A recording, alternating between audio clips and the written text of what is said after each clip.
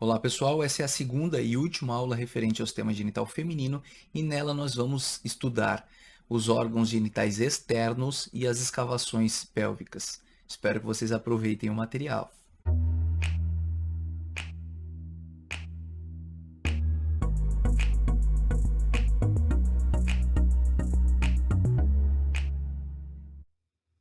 Agora a gente olha os órgãos genitais externos. E o que eu enxergo aqui nos órgãos genitais externos, né? O monte do pubis, esse monte do pubis, né? Ele é rico na região profunda aqui, rico em tecido adiposo, em coxinha adiposo, que serve para amortecer os impactos relacionados principalmente à atividade sexual, ao coito.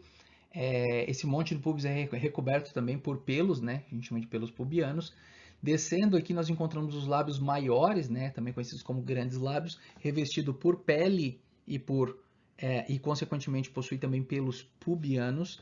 Mediais aos lábios maiores nós encontramos os lábios menores. Esses lábios menores eles não são revestidos por pele, sim por mucosa e não possuem pelos pubianos. A região medial aos lábios menores, ó, essa região medial aqui, é o que a gente vai chamar de entrada da vagina. E vocês conheceram a entrada como vestíbulo, né? Lembra que eu falei lá nas outras aulas? Então, vestíbulo é a entrada da vagina, vestíbulo da vagina. Bom, no finalzinho aqui do vestíbulo da vagina, nós encontramos o ósteo da vagina. Ó, esse é o vestíbulo, né? Essa região. E nós vamos encontrar aqui no vestíbulo da vagina dois ósseos principais, né? Claro que tem outros pequenininhos aqui, mas é outra história. Esse ósteo aqui é o ósteo da vagina, a entrada da vagina, a abertura, né? A circunferência da vagina. E nesse ósteo nós encontramos o ímen, tá? Que inclusive nesse caso está roto, né? Ficou só aqui umas carúnculazinhas, ou seja, os resquícios, né? Do ímen que estaria localizado nessa região. Bom, acima, né, anterior em relação ao ósteo da vagina, existe um outro ósteo. É importante que vocês tenham sempre isso em mente, ó, que é o ósteo externo da uretra.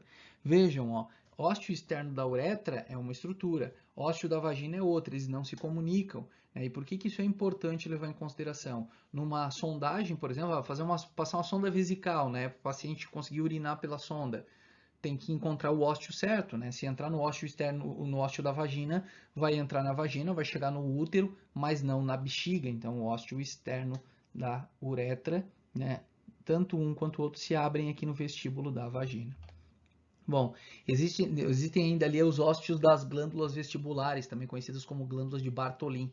Essas glândulas vestibulares, elas produzem muco aqui, né, que umidifica a vagina, protege a vagina, né, vai lubrificar. Claro que existem várias outras glândulas, né, menores, mas essas aqui são as maiores.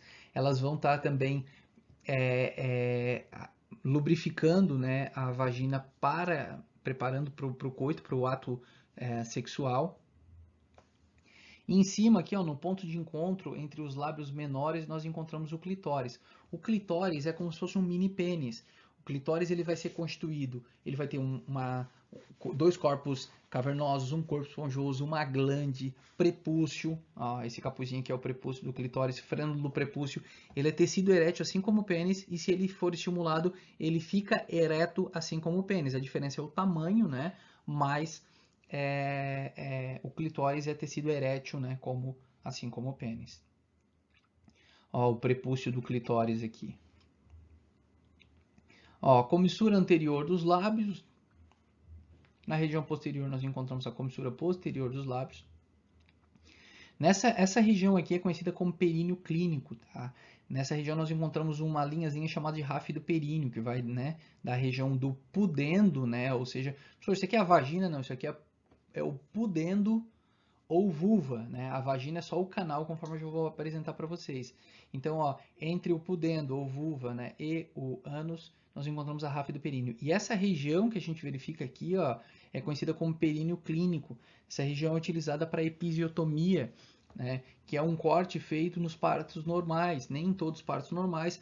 Alguns hoje tem até uma discussão muito grande. Alguns defendem que deve ser feito, outros defendem que não deve ser feito, ou só com autorização, né, da paciente, e aí eu não sei dizer para vocês como que tá essa discussão, essa briga, e eu também não sei dar uma opinião, porque eu acho que isso cabe às mulheres definirem juntamente com os médicos, né? Médicos, quando eu digo, médicos e médicas, né? Obstetras, eles que vão avaliar quais são os critérios. Então, só posso falar para vocês da anatomia e dizer que nessa região aqui é feito um corte, ó, aqui na região do períneo clínico, ele é mais diagonal para não ter risco de lacerar, né, e se unir com o ânus, mas ele é feito nessa região, assim, ó, diagonal, depois é suturado. Mas só para vocês saberem que existe essa possibilidade. Agora, se vai fazer em todo parto normal, se não vai, aí é uma história que cabe a quem tem mais conhecimento para discutir, né? E nesse caso não sou eu, sou só um professor de anatomia humana. Bom, aqui a gente observando agora, ó, a parte mais interna dos órgãos externos, né? Ou seja, foi cortado aqui. O que nós vemos? Ó? Os lábios maiores, né? Sendo por uma vista superior, ó, olha como eles são ricos em gordura também, né? Em tecido adiposo na profundidade, né? Aquilo que eu falei, para amortecer, né? Ajudar como um coxinha de pouso.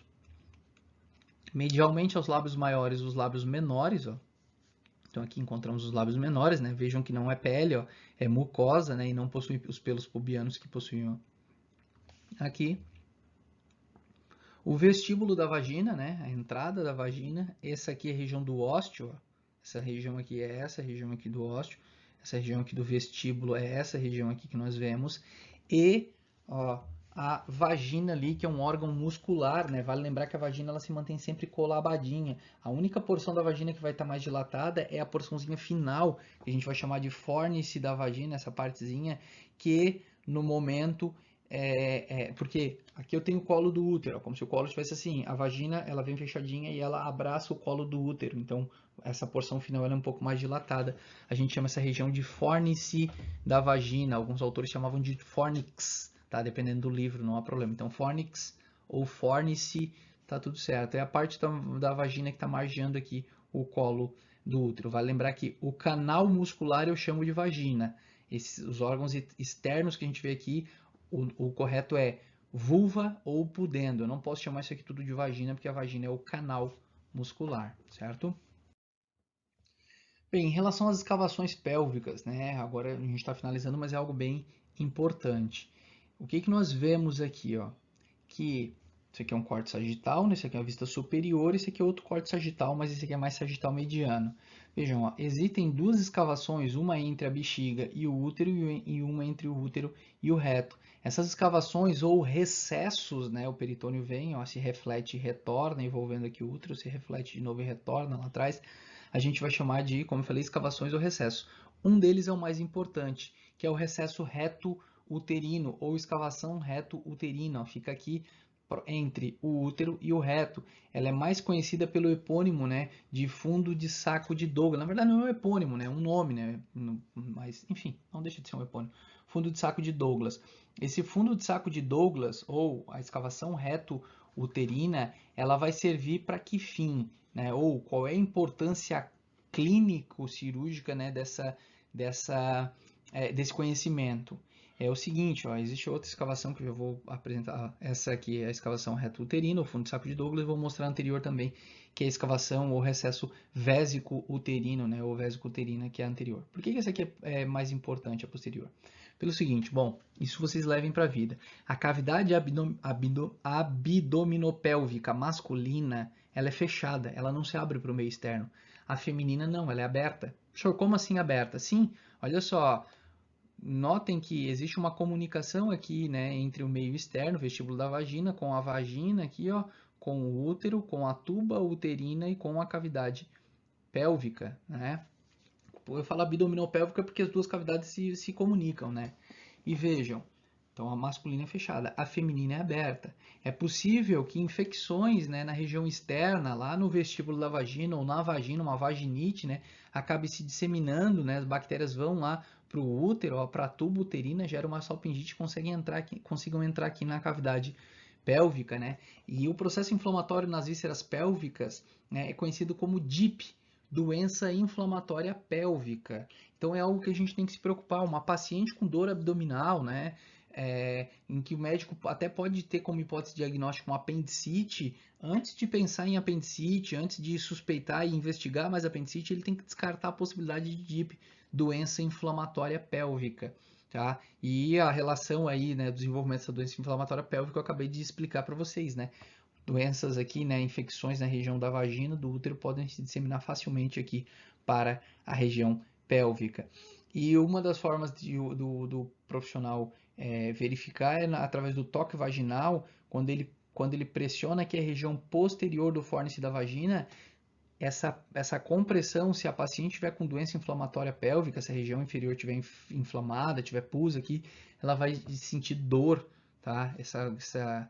Essa manifestação, inclusive, é conhecida como grito de Douglas. Não é que a mulher grita, mas ela sente dor e ela manifesta dor. Então, isso pode ser feito um toque. O profissional pode até optar por introduzir uma agulhinha nessa região e coletar um material aqui do recesso reto-uterino do fundo de saco de Douglas para análise, né, para verificar se é material purulento, para fazer análise. Então, vejo, mulheres, né, com dor abdominal, dor pélvica, a gente sempre tem que pensar nas questões relacionadas aos órgãos genitais e a gente não pode excluir a possibilidade de DIP, doença inflamatória pélvica, porque a cavidade abdominopélvica feminina se comunica com o meio externo através das vias que eu acabei de citar para vocês, enquanto que a masculina não se abre, né, para o meio externo. Encerramos dessa forma mais uma aula, mais um módulo e dessa forma também encerramos esse curso. Queria informá-los que foi um grande prazer tê-los como alunos e nos vemos em algum momento. Um grande abraço.